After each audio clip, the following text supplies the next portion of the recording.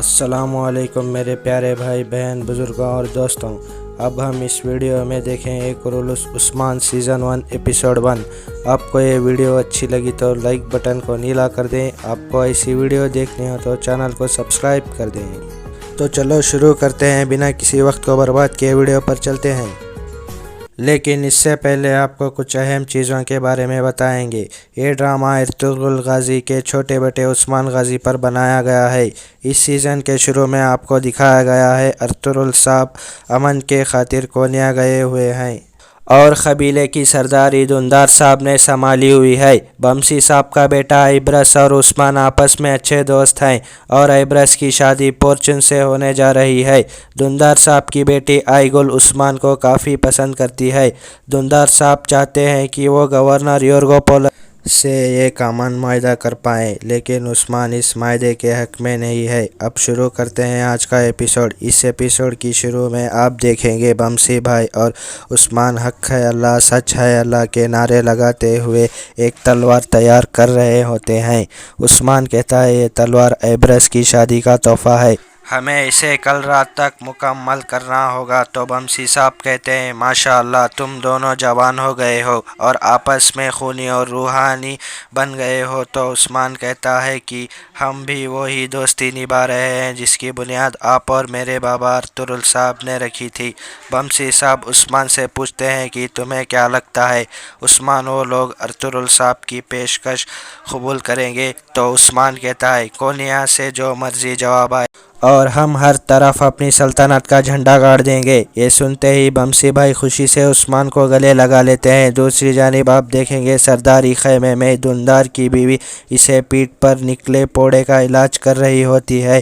دھندار کہتا ہے بالکل ایسا ہی پوڑا بابا سلیمان شاہ کو بھی تھا، اس میں ہماری اور سرداری کا بوجھ مزید کمزور کر دیا ہے۔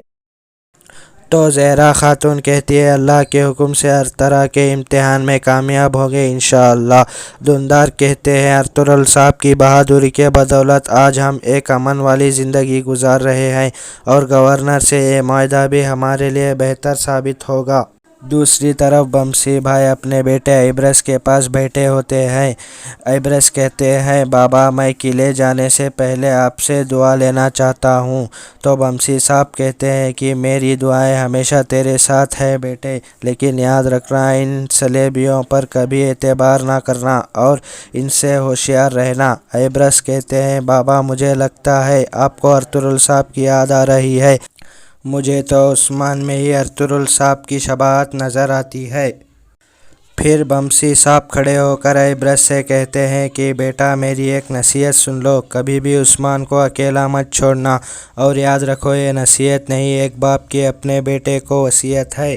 دوسری جانب گندوز قلعے جانے کے لیے سامان گاڑی میں رکھوارے رہتے ہیں اور عبرس پورچن کھڑے رہ کر آپس میں بات کر رہے ہوتے ہیں۔ پورچن کہتی ہے عبرس کیا تم آج شام تک رک نہیں سکتے؟ آج تو ہمارا نکاح ہے۔ تو عبرس کہتے ہیں میں عثمان کو اکیلا چھوڑ نہیں سکتا، تم ہمارے لیے دعا کرنا پورچن۔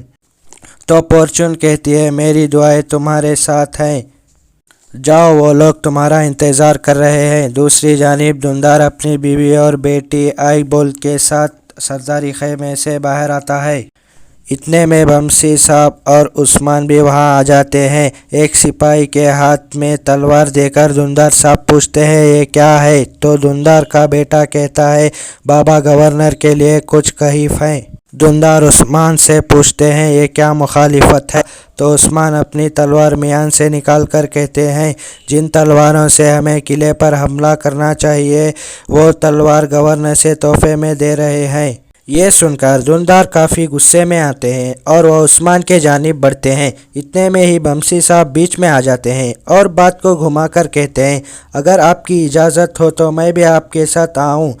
پھر وہ سب قلعے کی طرف روانہ ہو جاتے ہیں۔ دوسری طرف آپ دیکھیں گے کاراجیسار قلعے میں گورنر یورگو پولس اپنی تخت پر بیٹھے ہوتے ہیں اور کماندار کالانوس اس سے کہتا جارت اور صلح کے معاہدے ہمارے مرضی کے مطابق ہو رہے ہیں، البتہ کافی ہے کہ ہونے کی صورت میں دیا جانے والا تاوان ناقابل قبول ہے۔ تو گورنر کہتا ہے تم فکر نہ کرو، کوئی قوت بھی مجھے اس معاہدے پر دستخط نہیں کروا سکتی۔ اتنے میں وہاں گورنر کی بیوی صوفیہ آ جاتی ہے اور کہتی ہے خداوند کی مدد سے ہم ہمیشہ طاقتور رہے ہیں۔ صوفیہ کو دیکھ کر گورنر بیوی کے پاس آ کر کہتا ہے تم میرے پاس کھڑی رہی گا۔ اتنے میں ایک سپاہی اندر آ کر کہتا ہے جناب کائی آ رہے ہیں۔ یہ سنتے ہی وہ سب قلعے کے صحن میں آ جاتے ہیں۔ اتنے میں قلعے کا دروازہ کھلتا ہے اور دھندار عثمان اور باقی لوگوں کے ساتھ اندر داخل ہوتے ہیں۔ گورنر آگے نکل کر دھندار کو گلے ملتے ہیں اور خوش آمدید کہتے ہیں۔ صوفیہ کئی خواتین کو خوش آمدید کہتی ہے۔ عثمان لگاتار قلعے کی محافظوں کا جائزہ لے رہے ہوتے ہیں۔ اسی دوران قلعے کے سپاہی ارطغرل صاحب کے ڈرامہ کر رہے ہوتے ہیں۔ تمام لوگ اسے غور سے دیکھ رہے ہوتے ہیں۔ اسی دوران عثمان سٹیج پر جا کر کہتے ہیں جہاں تک ارطغرل صاحب کی بہادر کی بات ہے تو سارا نیکیا ان سے واقف ہے۔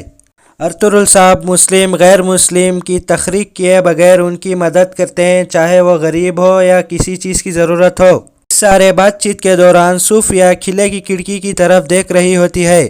اسی دوران کھڑکی کھلتی ہے، تیر انداز حملے کے لیے تیار ہوتا ہے اور گورنر کے طرف تیر انداز چلانے کے لیے تیار ہوتا ہے، لیکن عثمان اس کو دیکھ لیتا ہے۔ عثمان ایک خنجر کی مدد سے اس تیر کو رخ بدل لیتا ہے اور سارے قلعے میں خوف اور ہلچل مچ جاتی ہے۔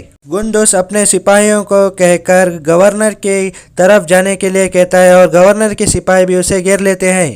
حملہ آور ایک بار پھر حملے کی کوشش کرتا ہے، لیکن عثمان ایک صلیبی کی تلوار لے کر تیر کمان لے کر ہوا میں بلند ہو کر اس تیر انداز کو نشانہ لگا کر اسے زخمی کر دیتا ہے۔ وہ حملہ آور نیچے آ کر گرتا ہے۔ گورنر کہتا ہے یہ غداری ہے، تم اس غداری کے ذمہ دار ہو۔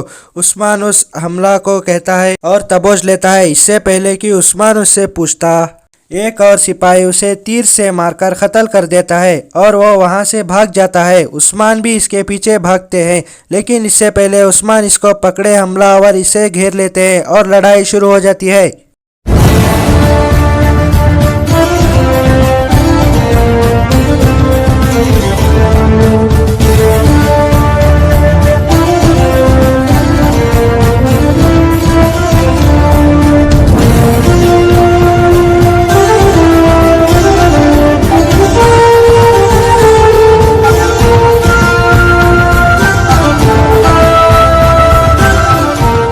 عثمان ان کو بھی مار کر ختم کر دیتے ہیں اور اتنے میں ایبرس اور بدر وہاں پہنچ جاتے ہیں۔ عثمان کہتے ہیں غدار اس قلعے میں موجود ہیں، آج نہ صحیح تو کل نشانہ ضرور لگے گا۔ دوسری طرف آپ دیکھیں گے سلجوق کے سلطنت کا گورنر آریشار اپنے قریبی ساتھی نظام الدین کے ساتھ موجود رہتا ہے اور اس سے کہتا ہے کیا خبر ہے؟ نظام الدین کہتے ہیں کائی قبیلہ گورنر کے قلعے امن کا معاہدہ کرنے گیا ہے اور کہتا ہے معاہدہ میرے بغیر کیسے ہو سکتا ہے؟ دوسری طرف گورنر دھندار سے کہتے ہیں کہ دھندار صاحب میری مضیقت قبول کر لیجیے۔ تو دھندار کہتے ہیں آپ اس غدار کو فوری تلاش کریں۔ تو گورنر کہتا ہے میں پوری کوشش کروں گا۔ تو دھندار کہتے ہیں اس معاہدے کے بارے میں آپ کو کیا خیال ہے جن کو آپ نے رد کر دیا ہوتا ہے؟ تو گورنر کہتا ہے اگر میں ان معاہدوں کو قبول کرتا ہوں تو آپ کا اعتماد بڑھتا ہے، تو میں وہ قبول کرنے کے لیے تیار ہوں۔ یہ سن کر کالانوس کو کافی غصہ آتا ہے۔ کیا آپ کے مطابق اتنا بڑا فیصلہ جلد بازی میں فیصلہ کرنا صحیح ہے؟ پھر وہ سب بیٹھ کر بات کرنا شروع کر دیتے ہیں۔ کالانوس کہتا ہے قلعے پر حملے کی صورت میں تاوان کے بارے میں آپ کا کیا خیال ہے؟ تو گندوس کہتے ہیں یہ ایک اہم فیصلہ ہے، جس کے علاقے میں حملہ ہوگا وہی اس کی رقم بھگتے گا۔ تو کالانوس کہتا ہے یہ معاہدہ ہمیں معاشی طور پر ہمیں کمزور کر دے گا، اس لیے ہمیں اسے قبول نہیں کرتے۔ اتنے میں عثمان بول اٹھتے ہیں اور کہتے ہیں اگر سرحد عبور کرنے اور ان کو سزا دینے کی اجازت دے تو یہ معاہدہ اچھا سلوک کر سکتا ہے اور اسی طرح تاوان والا مسئلہ بھی حل ہو جائے گا۔ پھر گورنر دھندار سے پوچھتا ہے دھندار صاحب کیا آپ کو آپ کے بھتیجے پر اعتماد ہے؟ تو دھندار صاحب کہتے ہیں نہ چاہتے ہوئے بھی یہ ہاں کہہ چکے ہوتے ہیں۔ کالانوس بار بار اس معاہدے کی ضخامت کرتا ہے، لیکن عثمان کہتا ہے اگر آپ میرے ساتھ بھروسے کا سپاہی تعینات کر دے تو آپ کی اعتماد جلدی بڑھ جائے گی۔ آخرکار گورنر اس بات پر راضی ہو جاتا ہے۔ دوسری طرف آپ دیکھیں گے صوفیہ اپنے کمرے میں جاتی ہے جہاں ایک کمانڈر اور 2 سپاہی کھڑے ہوتے ہیں۔ سپاہی کہتا ہے ہمیں معاف کر دیں محترمہ، ہم گورنر کو نہ مار سکے۔ लेकिन सूफिया इन पर गुस्से में होती है और देखते ही देखते उन दोनों को काम तमाम कर देती है, बहुत बेहतरीन मारती है। फिर सूफिया अपने कमांडर से कहते हैं, अपने भरोसे के सिपाही उस्मान के पीछे भेजो, इसे हमारा काम में तमाम टांग अड़ाई है, अब वो हमारे गज़ब का मज़ा चखेगा। जाते जाते सूफिया कमांडर से कहती है, उस्मान को अहम जंजू मत समझना और तुरुल साहब का बेटा है।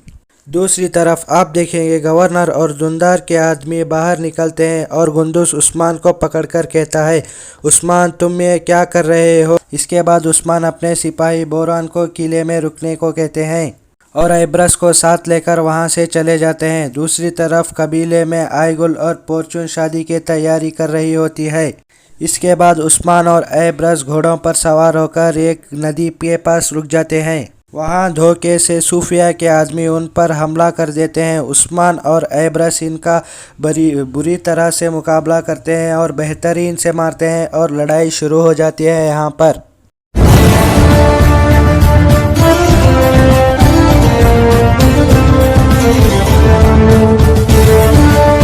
लेकिन एब्रस जख्मी होकर गिर जाता है। उस्मान आखिरकार इनका मुकाबला करता है।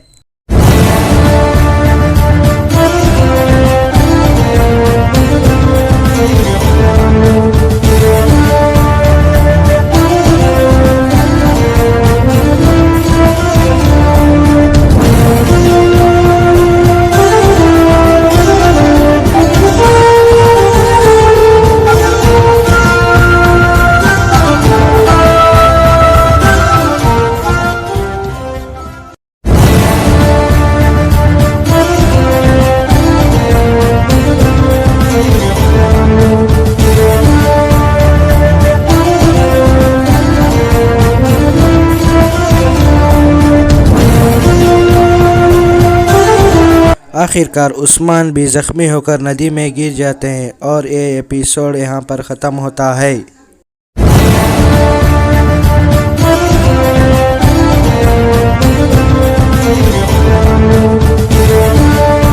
आपको ये वीडियो अच्छी लगी तो लाइक कर दें, सब्सक्राइब करना ना भूलिए। तो चलिए मिलते हैं नेक्स्ट वीडियो के साथ। अल्लाह हाफिज़।